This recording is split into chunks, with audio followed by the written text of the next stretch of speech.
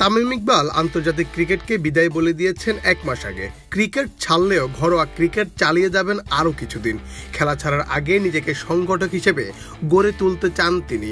ইতিমধ্যে Dhaka cricket club কিনে বেশ খানিকটা এগিয়ে গেছেন খান সাহেব।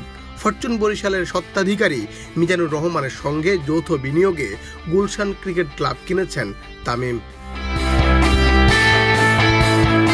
কয়দিন আগেই ফরচুন বরিশালকে দ্বিতীয়বারের মতো চ্যাম্পিয়ন করেছেন তিনি। দুইবারই দলের অধিনায়ক ছিলেন তামিম। বরিশালের মালিক মিজানুর রহমানকে নিয়ে যৌথভাবে গুলশান ক্রিকেট ক্লাব কিনেন। গুলশান ক্রিকেট ক্লাবটির প্রধান কোচ বিসিবির সাবেক পরিচালক খালেদ মাহমুদ সুজন। ৫ আগস্ট আওয়ামী সরকারের পতনের পর বেক্সিমকোর পক্ষে ক্লাব চালানো সম্ভব হচ্ছে না। এর ফলে ক্লাবটি বিক্রি করার উদ্যোগ নেওয়া হয়। গুলশান ক্লাবটির সভাপতি করা হয়েছে মিজানুর রহমানকে এবং সহসভাপতি হিসেবে আছেন তামিম নিজেই। বিসিবির নির্বাচনকে সামনে রেখে অনেক ক্রিকেট সংগঠকই ক্লাব কেনার জন্য ঘুরছেন। বিসিবির সাবেক পরিচালক ইসমাইল হায়দার মল্লিকের অধীনে ছিল ২৩টি ক্লাব।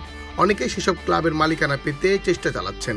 তবে তামিম এবং মিজান সে পথে না গিয়ে অর্থ বিনিয়োগের মাধ্যমে পেয়েছেন গুলশান ক্লাবের মালিকানা। তামিম ইকবালের উঠে আসা ক্রিকেটীয় পরিবার থেকে। চাচা আকরাম খান আছেন বিসিবির দায়িত্বে। ভাই নাফিস ইকবালও ক্রিকেটের সাথেই সম্পৃক্ত।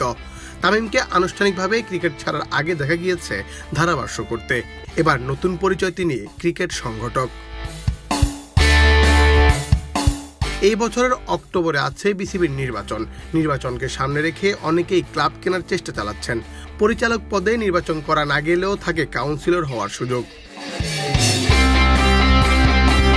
মুন্না চন্দ্র দাস, বাংলাদেশ প্রতিদিন।